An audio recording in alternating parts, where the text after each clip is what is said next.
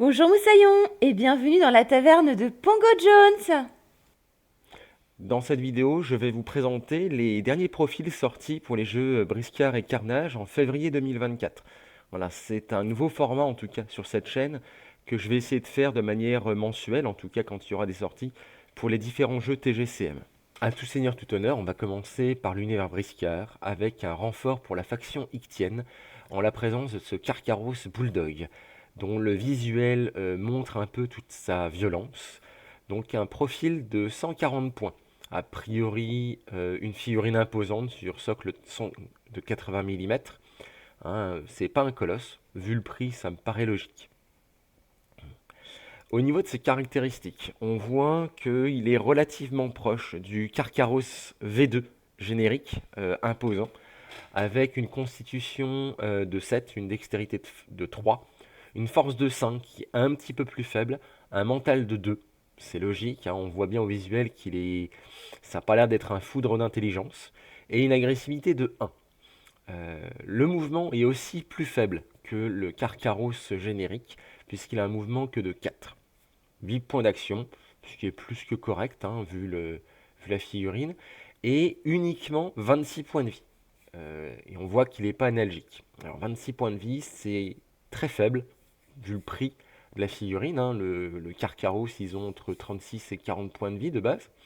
Néanmoins, c'est largement compensé par son armure naturelle qui va réduire tous les dégâts subis de 2. Ce qui fait que virtuellement, il a facile 36-40 points de vie. Aussi, euh, c'est juste s'il tombe sur quelqu'un qui va taper très très fort, là, il va tomber beaucoup plus vite, ou si votre adversaire enchaîne les critiques aussi. Mais c'est vrai que sur les petites attaques, il va encaisser beaucoup mieux, finalement, grâce à cette armure naturelle. Il a l'attaque de morsure, qui est une attaque finalement qui est devenue systématique pour tous les requins, que ce soit les Mocaros ou les Carcaros, qui fait aussi 3 points d'action. Elle fait un D5 plus 3 dégâts.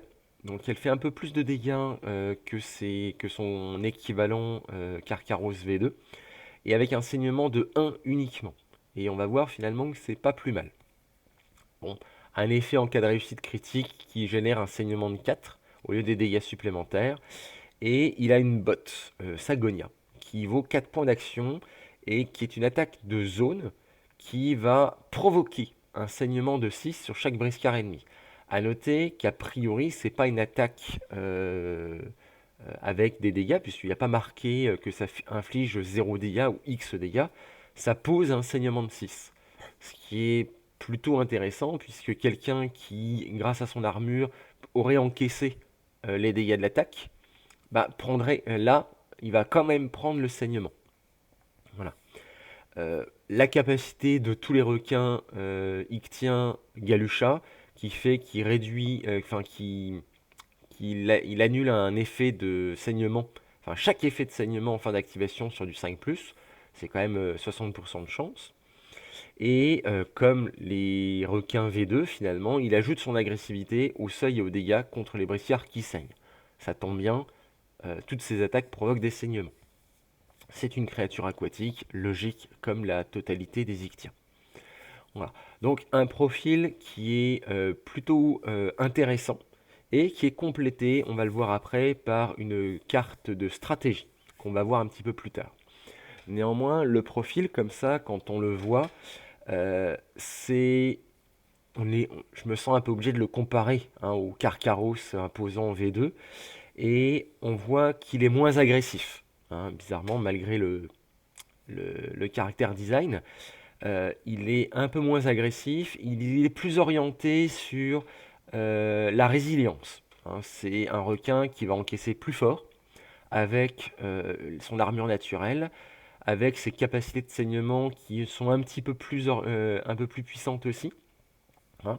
Mais il n'a pas d'autres attaques. Par exemple, il a une encre sur son profil, mais sur sa carte, en tout cas, il n'a pas d'attaque liée à son encre. La fameuse attaque que le Carcaros V2, que ce soit en imposant ou en Colosse A, qui va repousser, sonner l'adversaire, etc. Voilà. Après, à voir. Comme il n'a pas d'arme, ça peut être intéressant si on a les points de lui mettre justement une arme euh, pour l'améliorer un petit peu de ce côté-là. Hein, le coup de poing américain me paraît effectivement assez intéressant puisqu'il n'a pas d'arme. Sa force de 5 va faire qu'il va faire des attaques à 6 dégâts, euh, ce qui peut être toujours pas mal. Parce que le principal problème de son attaque de morsure, c'est qu'elle vaut 3 points d'action. C'est un personnage, il n'a pas d'attaque à 2 points d'action. Et bon, la morsure, elle est pas mal comme attaque, mais ça grève vite le budget au niveau des points d'action. Donc c'est pour ça que moi, j'ai l'impression qu'une petite arme, notamment le coup de poing américain, peut être très intéressant sur cette figurine. Voilà. Néanmoins, c'est pas sa principale force, vu que si on veut prendre un Carcaros vraiment pour infliger des dégâts, je pense que le Carcaros imposant V2 est un petit peu plus indiqué. Celui-là, il va être là pour encaisser les baffes. Et je pense qu'il les encaisse plutôt bien. Sa carte de stratégie, justement, c'est bande de chiens. Alors, j'aime beaucoup le principe, puisque Carcaros, c'est un Carcaros bulldog, et il est donc considéré comme un canidé si on le recrute dans une bande de mercenaires canidés. Euh, c'est un Ictien de base, donc par définition, il n'est pas recrutable, même via contrat, par d'autres factions. Donc le seul moyen de l'obtenir dans une bande de canidés, c'est de passer par Bonnie Heart avec sa carte de stratégie qui va lui permettre de recruter un, un allié d'une autre faction et de l'intégrer dans sa bande de canidés. Et là l'intérêt c'est que clairement ça a été pensé pour jouer une bande de toutous et d'intégrer ce Carcaros Bulldog, il y a Bulldog dans son nom, et pour l'intégrer à cette bande de canidés. L'intérêt, c'est que comme il va être considéré comme canidé, il va avoir les capacités de la bande de canidés. Je pense notamment à le Rutor Colosse, s'il est dans la bande, qui fait qu'on peut se retrouver avec un Carcaros Bulldog qui a le droit d'aboyer pour mettre en garde un allié. Bon. Après, c'est très visuel, un Carcaros Bulldog qui se met à aboyer, mais comme il est considéré comme un canidé, ça fonctionne. L'autre intérêt, c'est que forcément, recruté par Bonnie Heart, il a la capacité donc de protéger Bonnie Heart via la carte de stratégie de cette dernière. Et comme on a vu, c'est un profil qui est très orienté, j'encaisse très bien et je prends les baffes de manière relativement sereine. Ça en fait un très bon garde du corps pour Bonnie Heart. Et tout ça, c'est complété par la suite de cette carte de stratégie, puisque ce Carcaros, il a la carte Snack qui est gratuite pour lui. Donc, juste hein, pour partir là-dessus, c'est que Snack, c'est une carte que je ne vous montrerai pas parce qu'elle fait partie des cartes euh, qui sont rajoutées dans le pack de cartes. Et globalement, il a le droit de mordre avec sa morsure un allié générique, donc uniquement un allié, et les dégâts qu'il va lui faire, sauf les saignements, il va prendre le double des dégâts infligés, il va se soigner. Donc on voit très bien la combinaison, c'est que ça soit en Ictien ou que ça soit en mercenaire canidé, on a un Carcaros qui n'a pas énormément de points de vie, mais qui réduit énormément les dégâts subis, et il va se soigner très fort, hein, puisque quand on reprend son attaque de morsure, il va faire de 4 à 8 points de dégâts, et ces dégâts, on les double, et c'est le nombre de soins. Donc globalement, il va se soigner à chaque attaque de 8 à 16 points de vie. Hein, vu qu'il en a 26, en une seule attaque, potentiellement, il peut récupérer plus de la moitié de ses points de vie. Voilà. Néanmoins, il faut faire l'attaque de morsure, ça coûte 3 points d'action. C'est le gros problème de cette capacité snack, c'est que ça consomme beaucoup de points d'action, on blesse un allié pour se soigner soi-même. Donc c'est une carte qui est loin d'être mauvaise, hein, mais qui est situationnelle. Et que typiquement, si ce Carcaros Bulldog, c'est votre chef de bande, et que vous jouez dans un scénario où il doit absolument survivre, par exemple le combat des chefs, bah, c'est génial, parce que tant que vous avez un générique Ictien à côté, il peut claquer une ou deux fois ses points d'action, enfin son attaque de morsure pour se soigner. Et clairement, même si vous n'avez pas de chance, au minimum, il va se soigner deux fois de 8 voire même de 9 puisque si votre Ictien que vous mangez, ben, il saigne, et ben, il va rajouter son seuil de 1 avec l'agressivité aux dégâts. Donc il va pouvoir se soigner de 10 minimum, voire jusqu'à 18, une fois que la cible elle saigne. Donc globalement, ça le rend quasiment increvable, sauf si l'adversaire arrive à le tuer en une seule fois. Mais ben, dans d'autres cas, ça se réfléchit, parce que avec un Mukaros, une figurine qui vaut 140 points, vous n'avez pas trop envie d'utiliser 3 à 6 points d'action pour uniquement le soigner et qu'il fasse rien d'autre. Voilà. Voilà. Donc c'est situationnel, mais comme c'est gratuit pour lui, finalement, bah, on n'a pas à réfléchir, il l'a et en fonction, on peut l'utiliser. Et le truc intéressant avec ce Karkaros Bulldog, c'est que grâce à cette carte de stratégie, toute sa bande peut potentiellement acquérir cette capacité snack et terreur carnassière. Alors snack, on en a parlé. Le terreur carnassière, c'est une capacité globalement où il va terroriser les ennemis et les amis qui sont dans sa zone de contrôle. Et ils vont devoir faire un test de souvenir, je crois que c'est mental plus un des 10, et il faut faire plus que 10 strictement.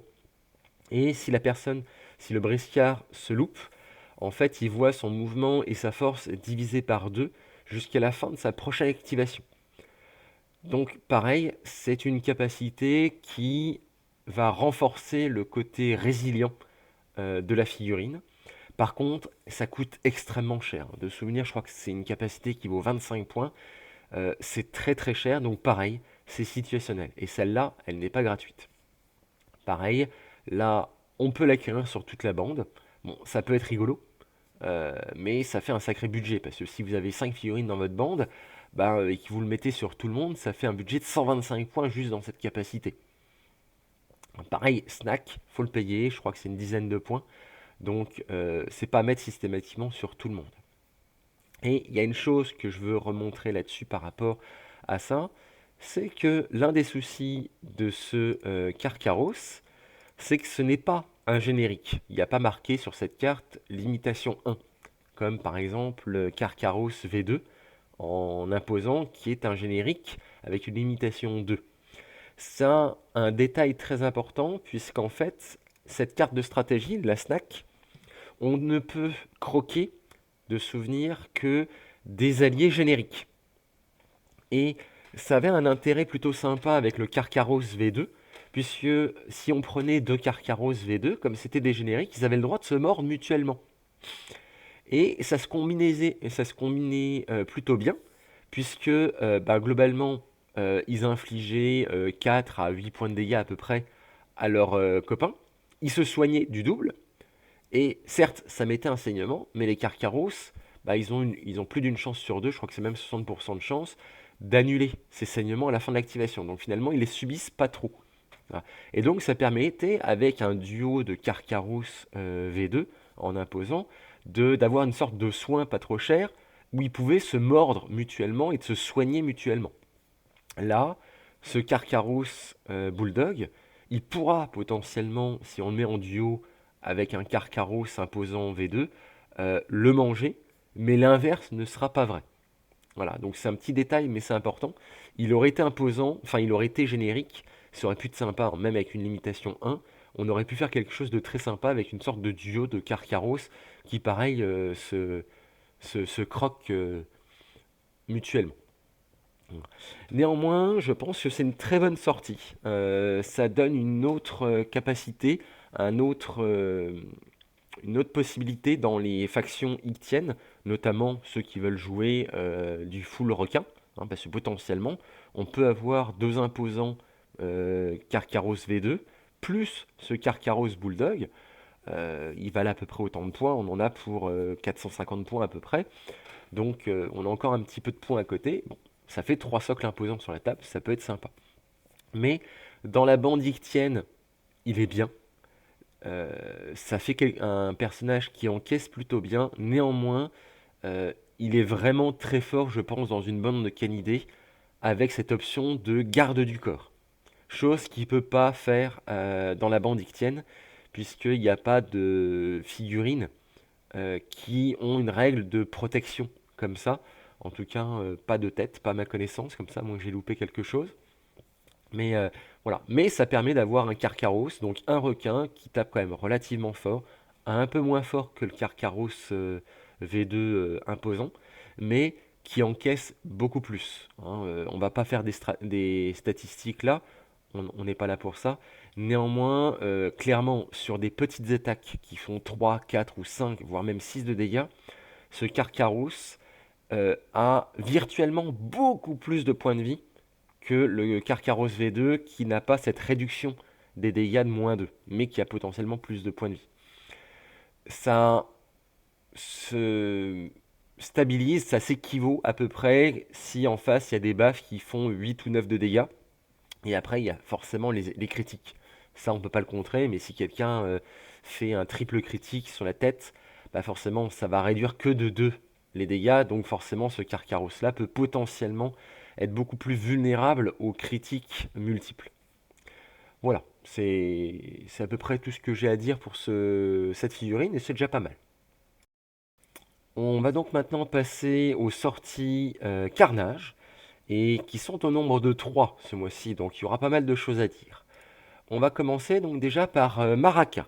Donc Maraka, un personnage pour la faction des affranchis, c'est même leur chef, un niveau 3 personnage donc, qui vaut 120 points, donc un bon profil. C'est l'un des rares niveaux 3 d'ailleurs pour cette faction.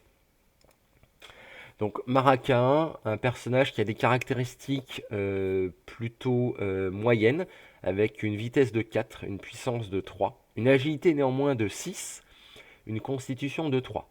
Et à côté de ça, des caractéristiques assez phénoménales en témérité à 7 et une intelligence à 5, ce qui va avoir son importance.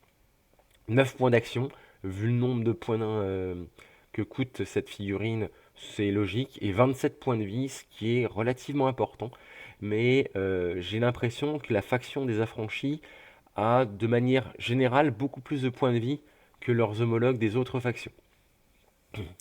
Donc bah, c'est une figurine qui a appris à se planquer un petit peu dans la forêt, donc elle a furtivité. Furtivité, pour rappel, elle rajoute son niveau à ses bonus de couvert. Donc c'est une niveau 3, elle va rajouter 3 dès qu'elle est en couvert et qu'on lui tire dessus. Ce qui est très fort. Après avoir, hein, je me pose la question si par exemple on lui met l'équipement de la fameuse cape qui double le bonus de couvert, est-ce que ça intègre ce bonus de furtivité ou est-ce que le bonus de furtivité c'est après avoir doublé? Je pense que c'est après. Bon, sinon ce serait vraiment très fort. Mais dans tous les cas, c'est une figurine qui se défend plutôt bien face au tir. Elle a un instinct de survie.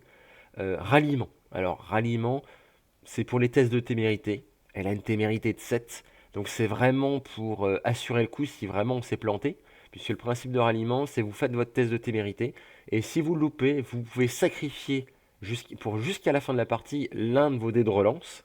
Et pour réussir automatiquement ce jet de témérité, même si vous l'avez loupé. Bon, un test de témérité, c'est votre témérité plus un D10. Il faut faire plus que 10. Elle a 7. Voilà. C'est plutôt facile à réussir avec elle. Mais si d'aventure vous vous plantez, vous avez quand même une petite sauvegarde derrière votre assurance. Et ensuite, vous avez Chef de guerre 3. Chef de guerre 3, c'est exceptionnel. Je crois que c'est la première figurine qui a la règle chef de guerre avec un niveau 3.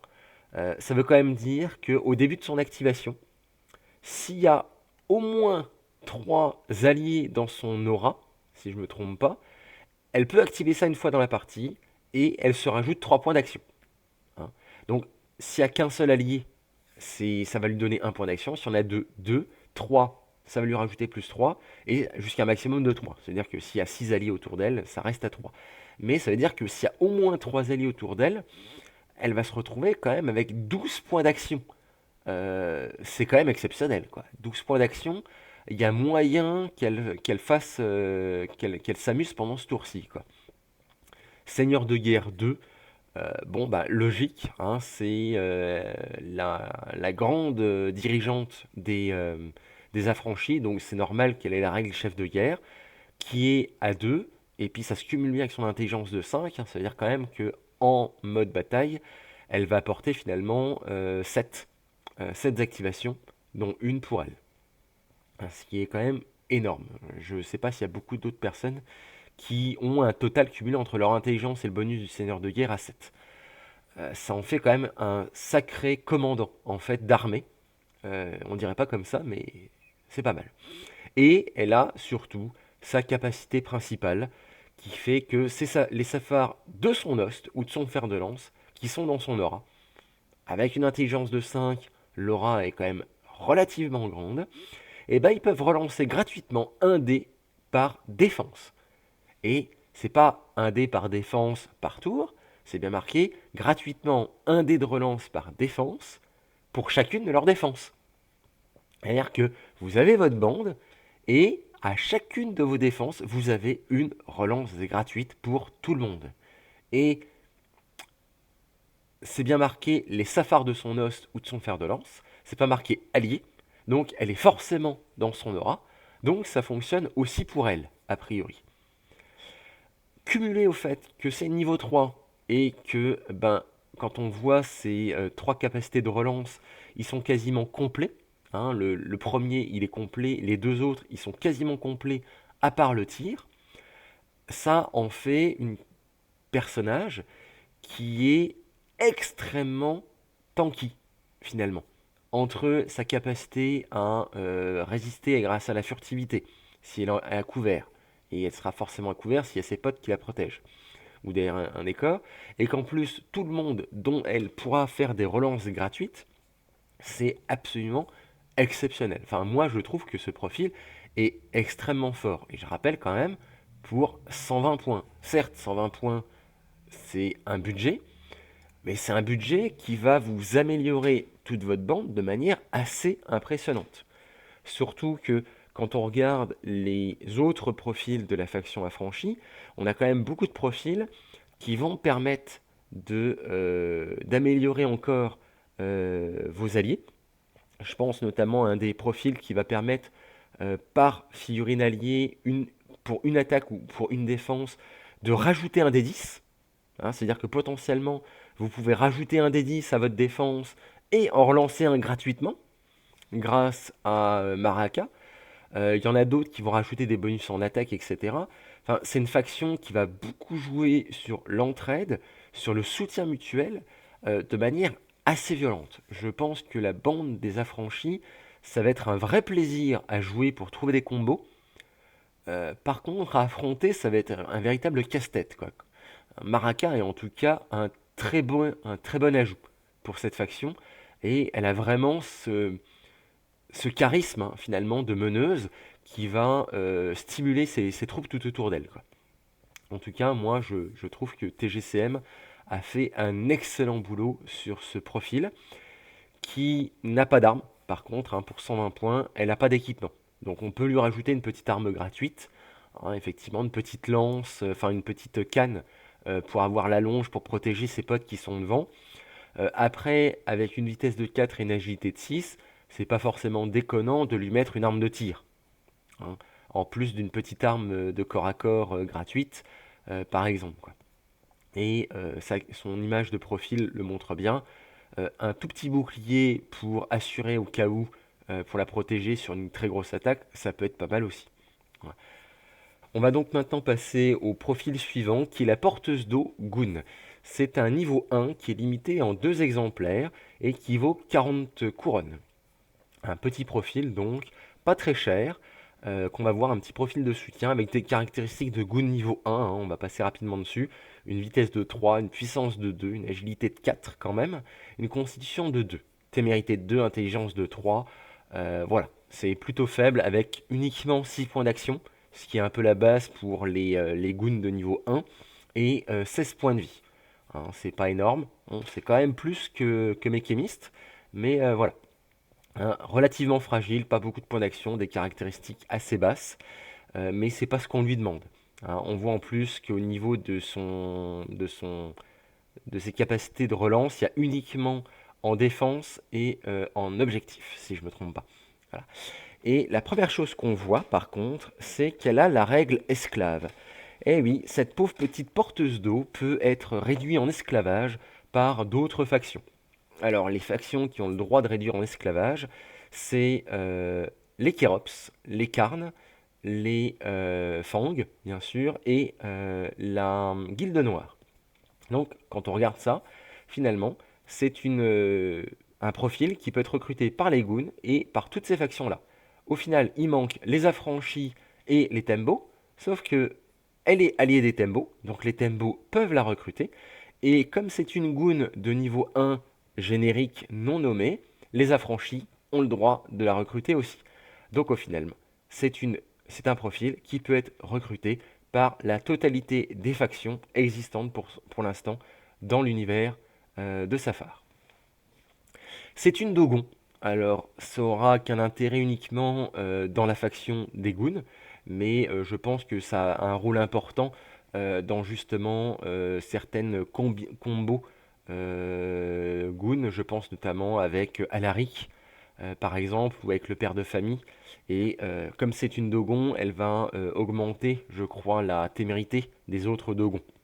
Cette règle-là, elle ne l'a pas elle-même, mais au moins elle va augmenter la témérité des autres. Elle est endurante, hein, avec sa vitesse de 3, ça fait au final qu'elle se déplace plutôt rapidement, puisqu'au final, pour 2 points d'action, elle se déplace quand même de 9 toises, ce qui est plutôt pas mal. Elle a l'instinct de survie, ce qui lui donne quand même une capacité pour survivre à d'éventuelles attaques qu'elle aurait réussi à défendre, hein. Et sa principale capacité, c'est surtout sa désaltération. Et c'est extrêmement fort, c'est ce qui en fait d'ailleurs tout son intérêt à ce profil, puisque les alliés qui débutent leur activation dans l'aura de la porteuse d'eau, bon après, elle a une intelligence de 3, donc l'aura est pas excessivement grande, mais assez grande quand même pour affecter pas mal de monde. Surtout que je rappelle, hein, il n'y a pas besoin d'avoir la totalité de son socle dans l'aura, il suffit qu'il y ait un morceau de socle dans l'aura de cette porteuse d'eau pour être affecté. Et ben, ces alliés-là, s'ils commencent leur activation dans son aura, la première fois qu'ils vont devoir dépenser des points d'action pour une action, et ben, ça ne va pas, ça va être gratuit en fait. Ça va pas leur en coûter.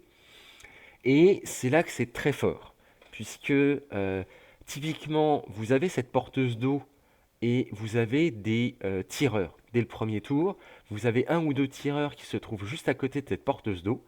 Si la première chose qu'ils font, c'est un tir à 3 points d'action, ce tir est gratuit. Voilà. Donc, c'est un véritable boost à distance dans le premier tour pour ceux qui ont des tireurs, hein. Je pense notamment aux terribles archers Karn royaux, ou même aux archers Goon, hein, qui sont plutôt forts là-dedans. Et ça va leur donner directement une attaque à 3 points d'action gratuite, hein, ce qui est quand même extrêmement puissant, hein, tant qu'ils commencent l'activation au début dans cette aura. Ça veut aussi dire que tant qu'ils vont faire des actions gratuites avant, comme le premier mouvement, eh ben, ils vont pouvoir, par exemple, l'archer Karn, s'il est dans l'aura au début de son activation, il va pouvoir se déplacer pour se rapprocher de sa cible, pour être à portée courte, par exemple, ou pour se mettre en ligne de vue parce que l'adversaire s'est planqué. Et ensuite, il va faire sa première action de tir, et comme ce sera la première action qui va lui coûter des points d'action, elle sera gratuite. Et c'est ça qui est fort, on n'est pas obligé de rester dans la zone de contrôle, dans l'aura de cette porteuse d'eau pour bénéficier de ça, il faut juste être dans son aura au début de son activation. Voilà. Donc c'est extrêmement puissant, de manière évidente pour les tireurs, mais même après, en cours de partie, pour d'autres intérêts. C'est que par exemple, si en cours de partie, un de vos alliés est engagé au corps à corps, bah, vous déplacez cette porteuse d'eau pour qu'elle soit dans l'aura, pour que cette personne soit dans l'aura de la porteuse d'eau. Et quand vous allez activer cette figurine au corps à corps, bah, elle va pouvoir faire une première attaque à 3 points d'action, soyons fous, gratuitement pour attaquer. Et ça marche aussi pour les figurines qui sont très rapides. Je pense notamment à certains goons ou certains Karn par exemple, hein, qui ont une vitesse de 5 ou 6. Bah, s'ils commencent dans l'aura de cette porteuse d'eau et qu'ils font un mouvement gratuit qui leur permet d'engager l'adversaire, ben, comme leur première attaque sera une attaque de charge, elle sera gratuite. Donc, une nouvelle attaque à 3 points d'action, économisée. Donc, il y a énormément de possibilités avec cette capacité d'offrir facilement 3 points d'action à de nombreux alliés. Alors, c'est bien marqué allié, donc ça marche pas sur elle-même, par contre. Attention. Hein. Et à défaut, si vous n'avez pas d'archer, si vous n'avez pas de tireur, si vous n'avez personne engagé au corps à corps ou pouvant engager quelqu'un au corps à corps en un seul mouvement, ça vous donne quand même un deuxième mouvement, par exemple, à un point d'action gratuit. Ou s'il y a des capacités, par exemple, à aller faire un scénario où il faut claquer des points d'action, et ben vous pouvez le faire. Et je viens de penser à une combinaison, là je sais pas, il faudra peut-être que TGCM limite peut-être ça, mais imaginons vous avez un carnivore, par exemple une apatée ou une brucha ou autre, qui se trouve à moins d'un mouvement d'une carcasse. Hein. Et ben, si elle est à portée de la porteuse d'eau, elle se déplace pour arriver à la fin de son premier mouvement au contact d'une carcasse, et ben, elle peut faire l'action dévorer. Et l'action dévorer, c'est X points d'action, et pour chaque point d'action, elle va se soigner, je crois, de 2 points de vie. Sauf que c'est autant de points d'action que vous voulez, en une seule action. Donc, pour moi, rien ne vous empêcherait globalement de prendre votre apathé ou votre sirga qui est gravement blessé et de la déplacer comme ça à côté d'une carcasse et de claquer la totalité de vos points d'action possibles pour dévorer la carcasse en une fois. Et si vous mangez cette carcasse et que vous prenez par exemple vos 6 points d'action, vous soignez de 12 points de vie. Je vais quand même vérifier ça dans les capacités, mais c'est comme ça. Et comme c'est une seule activation, enfin une seule action que vous avez fait, comme c'est la première, elle ne vous coûte pas de points d'action. Donc ça permet d'avoir potentiellement un soin assez violent et gratuit. C'est quand même assez fort, quoi. Oui, c'est bien ça, dévorer X points d'action sur une carcasse dans la zone de contrôle, et ça permet de regagner 2 points de vie perdus pour chaque point d'action dépensé. Voilà. Donc là, comme ça, en l'état, vous avez un carnivore à portée d'une carcasse, il peut potentiellement récupérer la totalité de ses points de vie. Parce que si vous avez 9 points d'action sur votre profil, bah, vous claquez vos 9 points d'action, c'est gratuit, ça vous coûte rien, et vous gagnez 18 points de vie. Voilà. Sur une apatée, une brucha, sur une sirga ou un paladin en mauvaise posture, ça peut faire très mal. Voilà. Donc bref, cette capacité de désaltération est, je trouve, exceptionnelle. Peut-être même un peu abusée avec l'exemple que je viens de donner. À revoir peut-être avec l'équipe TGCM s'il limite ça. Hein, je ne sais pas. Voilà. Et enfin, pour terminer, une limitation à 2. Donc c'est à 2 pour les goons ou les tembo, puisqu'ils sont alliés des tembo, et donc ils sont recrutables par les tembo. Et sinon, c'est limité à un par allié possédant Seigneur de guerre, si elle est jouée en tant qu'esclave. Logique. Donc il faut quand même avoir dans votre faction des seigneurs de guerre. Un genre Tarsak, Ogodei et compagnie, quoi. Néanmoins, ça fera un excellent ajout pour la totalité des factions. On pourrait dire comme ça à première vue que c'est abusé. Néanmoins, toutes les factions y ont accès. Donc finalement, c'est un bonus qu'on donne à tout le monde. Hein. Et il y a quand même des limites. C'est que il faut que vos alliés soient dans l'aura de la porteuse d'eau au début de leur activation. Ce qui fait que vous pouvez arriver à contrer ça en le voyant à l'avance.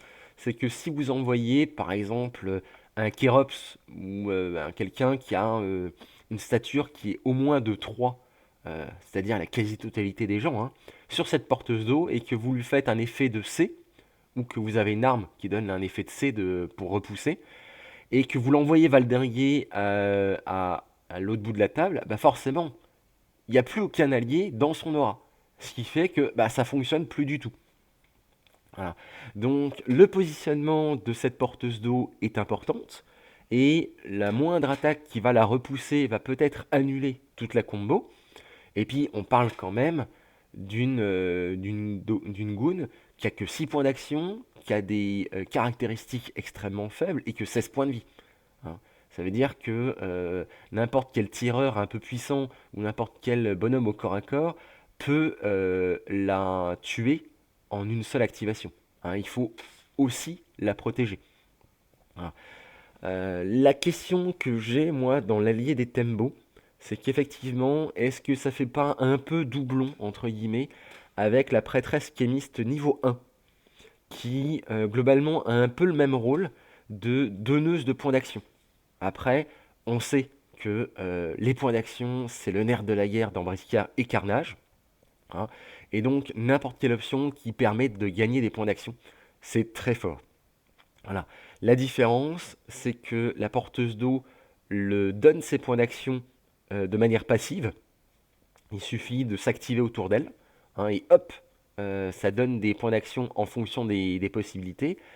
La prêtresse kémiste, elle, va devoir s'activer pour le donner à un allié, mais c'est un seul allié et ça va lui coûter des points d'action. Voilà. Donc, dans l'absolu, c'est vrai que la porteuse d'eau me semble un peu moins stable, parce que bah, si on la déplace, ça marche plus, mais elle donne de manière passive, c'est-à-dire qu'elle ne va pas consommer ses propres points d'action, donc elle va pouvoir garder ses 6 points d'action pour se protéger, hein. Et par contre, c'est un peu plus aléatoire, alors qu'avec la prêtresse chiamiste, on sait que c'est 2 points d'action, et c'est vrai que ça peut se cumuler. Après, on peut effectivement cumuler les deux. C'est à tester. Honnêtement, sincèrement, moi personnellement, je pense que je vais essayer les deux combinaisons. La prêtresse kémiste ne coûte que 30 couronnes aussi. Elle a d'autres capacités, notamment elle peut donner sa relance à quelqu'un d'autre et tout. Donc les deux se valent, les deux sont fortes. Euh, mais cette porteuse d'eau, en tout cas, pour toutes les autres factions, elle est exceptionnelle. Euh, pour les Tembo, il y a une petite concurrence. Mais pour les autres factions, bah, pour l'instant, il n'y a pas de concurrence et c'est exceptionnel. Enfin, moi, je suis particulièrement fan de ce petit soutien qui coûte pas cher et qui peut rendre des personnages de votre bande qui est très fort encore plus puissants, hein. Je pense notamment par exemple à Maraka, hein, qu'on vient de voir juste avant. Si elle active son chef de guerre et qu'elle se retrouve à 12 points d'action et que sa première attaque de tir, par exemple, parce qu'on lui met un tir, est gratuite, ben, potentiellement, elle monte à 15 points d'action. Enfin, je sais pas si vous vous rendez compte, quoi, mais 15 points d'action, il va falloir lui acheter 2 carquois, quoi, parce qu'en une seule activation, la Maraca, elle te fait un triple porc-épic sur l'adversaire. Voilà. Donc, franchement, je suis très fan de cette porteuse d'eau. Je vais maintenant vous parler de la dernière sortie de ce mois de février 2024, décidément extrêmement riche, avec une sortie pour la Guilde Noire. C'est une camériste, une petite goon liée à la Guilde Noire de niveau 1, qui est limitée à un seul exemplaire et qui vaut 50 couronnes. D'ailleurs, avant d'aller plus loin, je viens de me rendre compte que j'ai dit une bêtise pour la porteuse d'eau, puisqu'elle peut être recrutée par la totalité des factions de Safar, sauf la Guilde Noire, puisque je vois qu'il n'y a rien de noté pour recruter via la Guilde Noire. Peut-être, hein, j'ai un petit doute, mais je crois pas. C'est qui explique aussi peut-être cette feuille de profil de camériste pour la Guilde Noire, sinon nos pauvres joueurs Guilde Noire auraient râlé en étant les seuls à ne pas avoir de sortie ce mois-ci. Alors, c'est un profil qui est extrêmement tranché, comme on va le voir là, puisqu'il a une stature de 3, qui a une vitesse de 4, une puissance de 2, une agilité de 5 et une constitution de 2, avec une témérité de 3 et une initiative de 5. Donc très orienté vitesse et agilité et assez faible sur la puissance et la constitution. Une bonne intelligence qui va avoir un rôle, je pense, justement pour la gestion des objectifs, comme on va le voir plus tard. Elle a 8 points d'action, c'est quand même très bon pour une niveau 1, et 22 points de vie, donc pas mal de points de vie, toujours pour une niveau 1, et au vu de son coût de 50 couronnes. Ses relances sont complètes, hein, elle peut relancer tout, et ça c'est quand même très bien, ce qui en fait un personnage de niveau 1, mais plutôt polyvalent. Au niveau de son équipement, on voit qu'elle possède 3 doses de poison. Donc les doses de poison, c'est quelque chose d'un petit peu technique, entre guillemets, il faut faire attention, puisque comme on le voit sur son profil, elle n'a pas d'arme. Par contre, les doses de poison se mettent sur une arme de corps à corps, et elles se mettent uniquement, c'est bien marqué dans le livre de bataille, que ça se met uniquement sur des armes non gratuites. Donc, si vous voulez utiliser ces 3 doses de poison, ça serait bête de s'en priver, il faut équiper cette camériste d'une arme payante, de corps à corps. Voilà. Les doses de poison, pour rappel, en fait, c'est à utilisation unique, donc il y a 3 utilisations pour elle, et vous imprégnez une arme de corps à corps juste avant une attaque ou une défense, et en cas de réussite de cette attaque ou de cette défense, en plus d'infliger des dégâts, vous empoisonnez la cible. Ce qui peut être très fort, quoi. Parce que l'empoisonnement, c'est quand même quelque chose d'extrêmement gênant, et ça force la cible à consommer 2, voire plus raisonnablement 4 points d'action pour enlever complètement le poison. Un allié de cette victime peut le faire, mais dans tous les cas, vous faites une attaque ou une défense réussie, vous savez que vous allez grignoter 4 points d'action à l'adversaire à un moment, ou en tout cas, s'il accepte le poison, il va voir ses caractéristiques baisser, tour après tour, jusqu'à potentiellement mourir. Puisqu'on rappelle, à Carnage, quelqu'un qui a 0 point d'action et qui se retrouve à -1, il meurt, dans l'une de ses caractéristiques, si je ne dis pas de bêtises. À cela, cette camériste possède la règle ambidextre.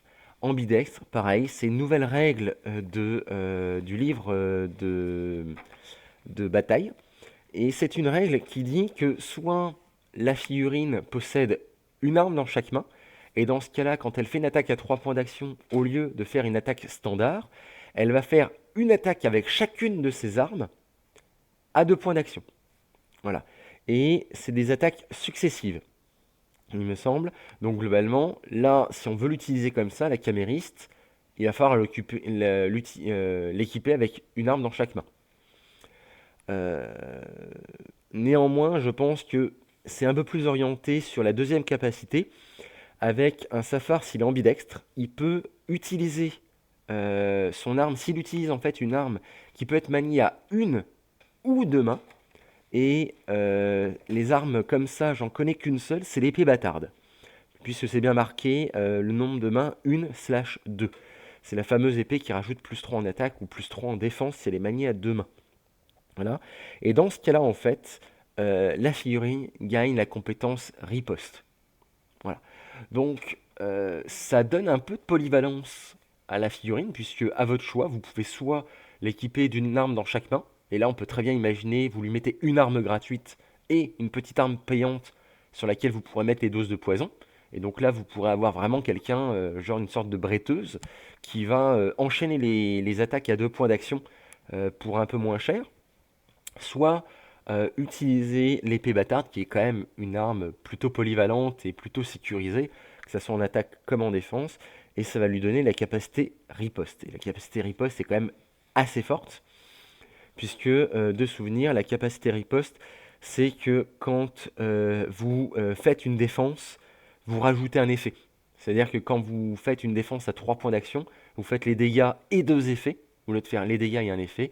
Et quand vous faites une défense à 2 points d'action, au lieu de faire juste un effet ou juste les dégâts, vous faites un dégât et enfin les dégâts et un effet. Voilà. Donc voilà, en tout cas la camériste, vu son profil, ça pousse à l'équiper avec au moins une arme payante, de ce qu'on voit. De plus, elle a l'instinct de survie, ça tombe bien, hein, ça se cumule bien avec le potentiel de l'épée bâtarde avec la riposte, etc. en défense, puisqu'elle pourrait se rajouter en plus un effet de vitesse si elle arrive à faire une défense. Donc potentiellement, c'est une combinaison là qu'on voit qui s'engage plutôt bien. Ce personnage a la capacité héroïque objectif. Donc clairement, la camériste est plutôt efficace pour faire des objectifs, et ça se voit bien avec la capacité dans les caractéristiques d'intelligence à 5, puisqu'il y a souvent des objectifs où c'est intelligence plus quelque chose. Donc là, même si c'est intelligence plus puissance ou constitution, on commence quand même de base avec un seuil de 7. Et alors, si c'est vitesse ou agilité, là vous montez à 9, voire à 10. Voilà. Mais quand on part de base à 7 et qu'on a l'objectif héroïque, ça fiabilise énormément, même pour niveau 1, pour la gestion des objectifs. Donc c'est un personnage qui vaut 50 points, qui est pas cher, même avec un petit peu d'équipement qui va monter à 65-70 points, on va dire, et qui peut aller facilement faire des objectifs. Vitesse de 4, elle peut se déplacer rapidement et aller chercher les objectifs adverses. Franchement, là-dessus, elle est plutôt bien. Mais de manière générale, j'ai l'impression que la Guilde Noire a de nombreux profils pour aller chercher les objectifs. Et enfin, sa dernière capacité, qui va être très très forte, c'est situationnel, mais ça va être très fort en fonction de la situation, c'est dans le secret, puisque une fois par activation, elle peut faire un détecté automatique. Et maintenant, on rappelle, hein, le détecté, c'est vous êtes dans un tiers de table, ouais, c'est ça, un quart de table, pardon, et non, un tiers de, enfin, un neuvième de table, voilà, je cherchais le mot. Et quand vous êtes dedans, c'est plus par rapport à votre intelligence, hein, votre aura, c'est vous êtes dans le tir là, vous réussissez, si un ennemi caché dans cette zone-là, vous le détectez et il apparaît.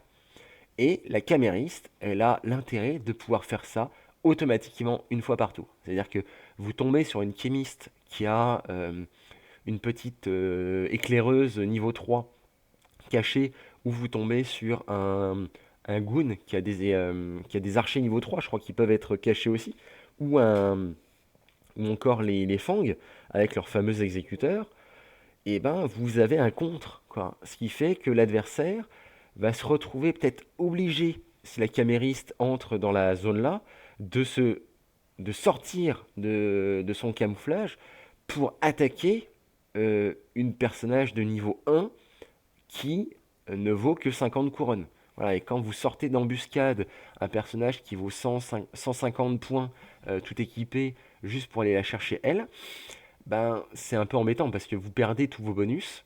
Parce que si vous le faites pas, elle va rentrer dedans, elle va faire pouf, je lance détecter, c'est automatique, pouf, je claque juste mes points d'action et je sais s'il y a quelqu'un qui est là, qui est caché dans cette zone ou pas. Et bien sûr, si l'adversaire a plusieurs figurines, bah, ça va toutes les détecter. Voilà.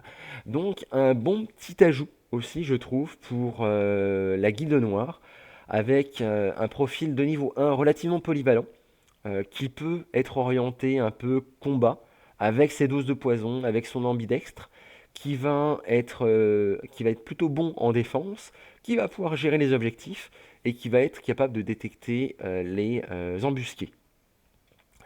Donc bref, une sortie encore de qualité, un mois de février riche, très riche, avec des profils qui sont tous de très bonne qualité. J'espère que cette vidéo, finalement pas si courte que ça, vous aura plu. Dites-moi en commentaire si ça vous plaît et si je continue un petit peu dans ce genre de vidéo, ou si vous préférez des choses un petit peu moins, avec un petit peu moins d'analyse, avec un petit peu moins de discussion, j'allais dire, sur les capacités, si vous voulez juste une lecture du profil ou pas. Voilà, ou si vous voulez que j'aille un petit peu plus loin, parce que j'ai pas voulu non plus faire des vidéos de 3 heures. Voilà. Et bien sur ce, moi je vous souhaite une très bonne journée et bon vent sur les mers d'Anthropia.